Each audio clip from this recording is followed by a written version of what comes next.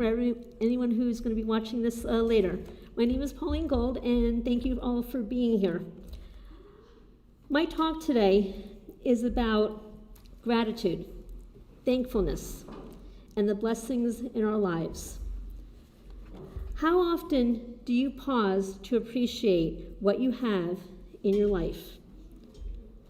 Because whatever one's belief and faith and grace, gratitude is a basic. And as the Dalai Lama said, the roots of all goodness lie in the soil of appreciation for goodness. To me, gratitude is the act of feeling and communicating appreciation for the people and the circumstances in our own lives. And it allows us to cherish our present in ways that make us feel in abundance rather than deprived. Because I believe gratitude has more to do with people than things. And gratitude requires an effort not only to feel it, but also to express it. And I believe that gratitude unlocks that fullness in each of our lives. Because feeling gratitude is an important practice that I have brought into my daily spiritual daily routine. Because there's blessings all around us if we choose to look at them. So what are you grateful for? What makes you smile? What positives do you notice in your life right now? Gratitude can make a real difference in your ability to feel positive, both emotionally and physically. And like hope, trust, and love, gratitude is both a feeling and a spiritual practice. Because life presents challenging circumstances almost every day. There are so many things in life that we have very little or no control over. Things that happen to us, what other people say or do, and so easy to lose sight of the good things happening all around us. However, if we have incredible control over how we choose to respond to every experience we encounter, our control lies, I believe, in our attitude, in our behavior, and our choices. Sure, our circumstances affect our mental state, but they don't have to control them. If we make our choices for our own well-being, to shift our thinking from dull expectation to joyful appreciation, which reminds ourselves of what really matters. It may be challenging to step into a state of gratitude during a time of chaos and fear, but now, more than ever, we need to practice grace. Because the practice of gratitude, I believe, can lift us from under the heavy weight of our unsavory thoughts and feelings and move us into the direction of loving kindness. The longer I travel on my inner spiritual journey, the more I realize that gratitude is the universal antidote to painful feelings. In fact, I think it's the quickest route that I know to happiness, which makes it a good idea to be grateful, and not just because this is the month of November and Thanksgiving, but for every day of the year. However, when we are in a low mood or something knocks us off all our courses, it can be easy to forget just how many amazing things there are in our lives to be grateful for, even if it's just one single moment. It is as if setbacks just erases our memories of all the good things, and it feels like nothing has ever gone right for us. It happens in just a blink of a second.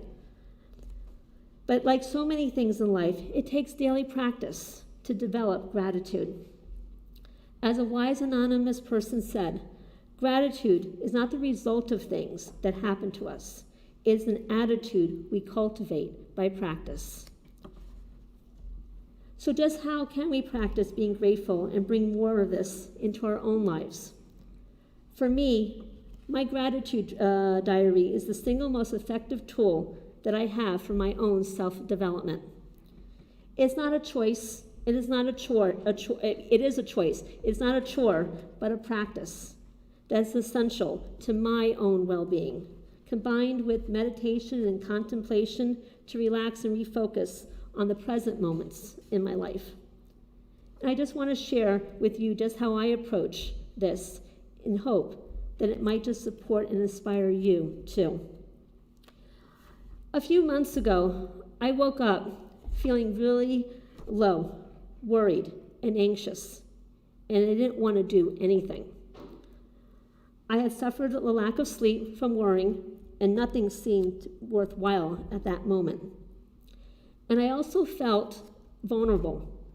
What was going to happen to me? And that little inner critic in my thought process was working overtime, and I was momentarily gripped with fear. And memories kept on just popping up all around me.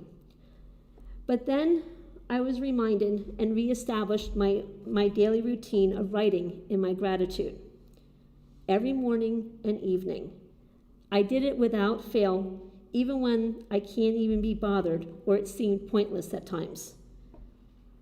And sometimes even when my heart wasn't in it, but I continued every morning and every evening. And I realized that it became an important ritual that resets my day on a positive note from the very beginning. And in the words of Buddha, every morning we are born again. So what we do today is what matters most. And within a few seconds of putting pen to paper, I am reminded of why I do it. Because gratitude, for me, was my lifesaver. I couldn't help but smile at the process of writing, which helped me to remember just how many things that I experienced that day, even just in the past day, that I'm grateful for. It could have just been seeing a bird fly by, or a stranger at the gas station smiling, or I got a phone call from my brother.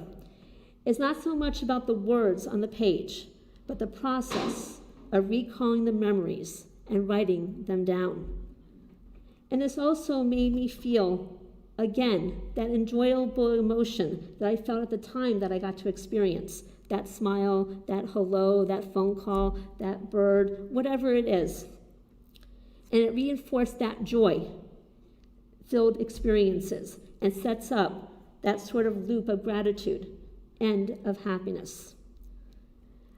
Yeah, sometimes it is easier to feel bad because you're going through a tough time in life. However, remember that no matter how bad your situation may seem, what I kept on learning that there was tens of thousands of things to be grateful for in life. Admittedly, it's not easy to choose gratitude when you're going through tough times. And I still go through periods when I get caught up in the worries and the stresses of life, of family, of just chaos. And it feels like that's the only available response to things that have happened. But I keep learning that it's not, that there are countless things that we can do to create that peace of mind within. Because no matter what happens in the world or in our own individual lives, there is a place to turn to for stability. For stability. And sometimes it's just breathing. Sometimes it's just sitting in my favorite chair and just staring out in space and just taking a deep breath. Or sometimes it's coloring. Sometimes it's just going for a walk. Sometimes it's me calling up a friend like, I need a joke, or I need something just to make me laugh. We get to look toward the future with hope, regardless of life's and the world's circumstances around us. And the world, as we all know it, is ever-changing, moment by moment. But gratitude is a powerful feeling that represents a mindset of attitude. It allows us to enjoy the little things found in special moments, Simply recognizing the beauty in our lives for that moment. And sometimes it's just recalling that memory, or sometimes it's just thinking about that memory that all of a sudden brings that smile and that joy feeling within. Because if you ever feel if anything in your life is not enough, sometimes it's just about appreciating the abundance in our life. Because being grateful, for me, is an energizing way to start your day and a relaxing way to end my day. Because I'm choosing to become joyful, appreciating the gifts in my life. Because each moment is precious and fragile. And so many times it's denied to so many other people. So sometimes I'll just laugh and smile and have fun and just have that memory within me of like, okay, it's going to be okay. Today is just going to be okay. And not worrying about the end result. And sometimes it's not feeling like you have joy to share. But it's also going back and thinking what lights us up, what's important, what's valuable to ourselves. Because my joy list sometimes includes just a delicious cup of tea, time with people that I love, a great walk or working out, reading something magnificent, laughing, or watching the sunset, just to name about a few. But the list can go on and on. And it's never something material. It's always something of value and beauty that I find. By consciously counting and courting this attitude of gratitude, we receive the gift of connecting with the love and the light of our own being. It goes back to ourselves and our own light. And when we see it within ourselves, then we also share it with others, and we share that light and that gift of life everywhere. So adopting that attitude of appreciation towards the things in your life, I believe, makes an enormous difference in our level of our own happiness. And according to research, people who consciously attempt to be thankful and appreciative tend to feel happier and at peace to a greater extent than others. And for now, with the potential stress and the joy of the upcoming holiday seasons, I invite you to ask yourself, what am I grateful for? And then pause in a silence and just listen. And allow yourself to be potentially surprised about what emerges for you as a source of gratitude. Because sometimes for me, it's about celebrating the simple joys of the season and allowing ourselves to enjoy the little things found in special moments. That phone call, or that bird, or just singing, or hearing children laugh. Because I choose to be grateful for life. Because each day is a blessing. That I'm alive, that I'm breathing, I'm laughing, I'm walking, I'm talking, I'm smiling. But the challenge is to carry this attitude, past the Thanksgiving season, into next year, as well as every day. Wise words from Anne Frank. I do not think of all the misery, but the glory that remains. Go outside into the fields, nature, and the sun. Go out and seek happiness in yourself. Think of the beauty that again and again discharges itself within and without you, and just be happy. My experience with intentionally practicing gratitude has been transformational. This spiritual discipline helps me to focus on what I have, not the wishes I think I need. And gratitude has taught me the fun in discovering hidden blessings, treasures that I may have missed if I hadn't been paying attention.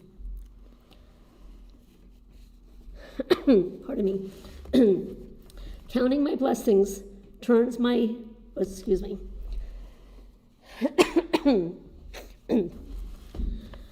Counting my blessings turns what my emotions blindly convey as a rotten day into, hey, that wasn't so bad after all.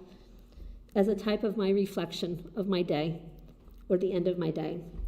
Because for me, thankfulness adds meaning to life, even in those difficult times. And I choose to set aside time to do this as a gift to myself, and I think of it as a gift to myself. My diary writing takes just me 10 minutes before I get out of bed in the morning, and I keep my diary right next to me, and it's the first thing that I do after I open my eyes. And it's a wonderful feeling to wake up to gratitude, and it's the best way, I think, to start my day. I avoid checking my emails in the morning or social media, because then I look at it as this is my sacred time, set aside each morning for me. The same thing in the evening before I go to bed. It's a way to start the day as I mean to go on, by taking care of myself. Whatever format works for you, because I love writing. So this is the format that suits me. However, it might not work for you, but try something. My commitment to myself as part of a longer list of my self-care priorities was to write just 3 things a day that I'm grateful for.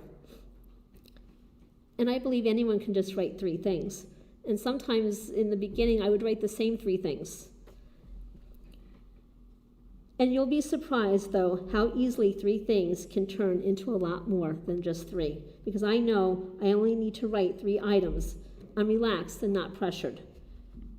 And this means I invariably end up writing a whole page, maybe more, just because I want to and because the gratitude just keeps flowing easily. You just be surprised once you get started just how many things you are grateful for. It's about actively choosing gratitude, because our minds is a powerful and adaptable tool. Because if we program it to look and celebrate things to be grateful for, you know what's going to happen? We learn to do that, and we learn to do that within our own minds and in our own thoughts. As Buddha is quoted as saying, the mind is everything. What you think, you become.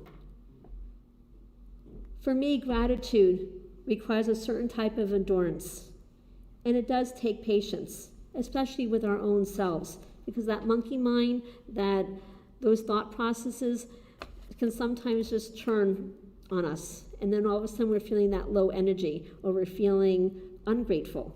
But then that little moment, that little surprise of, wait, take that breath, take that, look at that smile, or just take that little bit of walk and feel that energy shift and change. Makes a whole difference in our own lives. Because it's an intentional habit, crafted over time, that enables us to see things, people, places, and circumstances properly, keeping our perspective fresh and our goals and ambitions all the more attainable. Because what we focus on tends to grow. And when we choose to celebrate what's in our lives, instead of focusing on inadequacies fueled by fear, we begin to notice the goodness that can be discovered in everything, the blessings in everything. Because we get to see the opportunities in the challenges. We get to see hope in the disappointment. We get to see joy, and in turn, we get to experience joy. Because through gratitude, we each have the opportunity to see the creative moments and those elemental hidden moments within the pain and the disappointment in our own lives. Because gratitude, I believe, is a mindset that leads us to freedom and allowing us to see the beauty and that beautiful energy and light all around us. Because when we lead with gratitude, we allow those layers of fears to slowly peel away, pushing us to be fully present, fully ourselves, and fully alive. The struggle ends when the gratitude begins. And I love that quote by Neil Donald Walsh. So as we approaching the holiday season, Let us recognize the blessings in our lives. There's no training required with gratitude, just an open heart and the right dispositions. Thank you for listening. And any feedback, any thoughts, anything, any questions, please. The fun of hidden blessings. Love it. Yes, yes, yeah, and I do find those little hidden moments are little treasures. Sometimes it's just a smile, or sometimes it's somebody just bringing you something, or just saying hello. It's a wonderful feeling within, and then there's a part of you that wants to just extend that and pass it on. I always think about that movie, Passing Forward. That part of that kindness and those little treasure moments, or little surprises that I think of sometimes, or all of a sudden,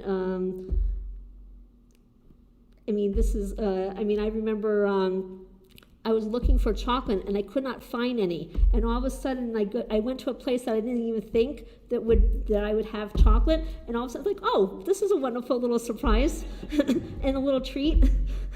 But that's a silly little moment. But there's other ones that are just as precious and dear, especially when I'm thinking of a relative, and all of a sudden I get that phone call. Just grateful, like, oh my God, this is wonderful. Or a friend that I haven't seen since high school. We got reconnected. Those little surprises and those little gratitudes, yes, those are hidden. Yes. I started this practice with chores I hate. So I take care of my three granddaughters and try not to use paper towels, so I have dozens and dozens and dozens of washcloths every week that I have to wash, dry, and fold. But so what I do is I just lay them all out and I put my hands on there and I start with, I'm grateful for the person who planted this cotton.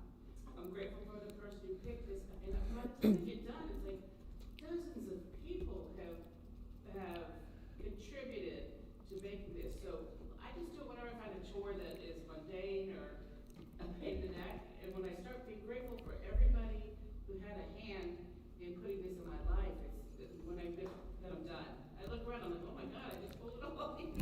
And that's beautiful because it's like the shirt or the paper, and it's recognizing and it's valuing. Hey, there's regard and value to this. I have a beautiful friend.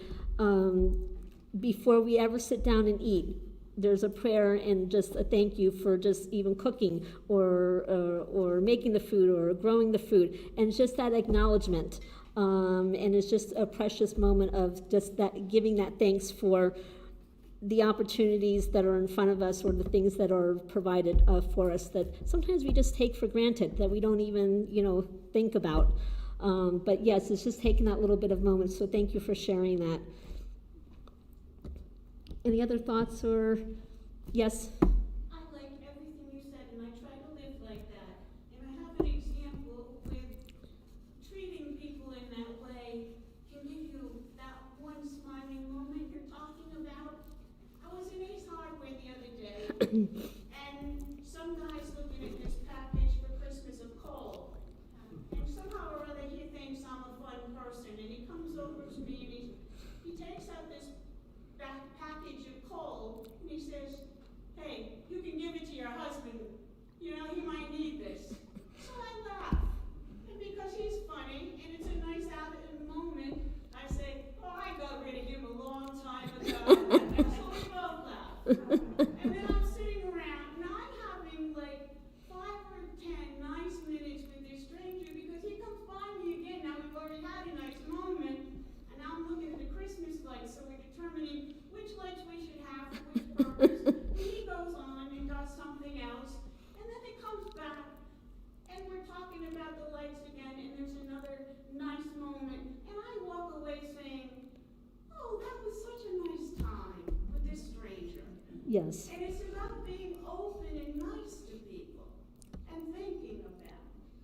And thank you for enunciating my view. Thank you for sharing that. Yes, those little moments, especially at the grocery store or any store, where all of a sudden you're exchanging and you're thinking this is going to be a 2-second, like passing by, and all of a sudden you're having a wonderful conversation with a stranger. And yes, and that gratitude of, oh wow, we took that moment, each of us, to talk to each other.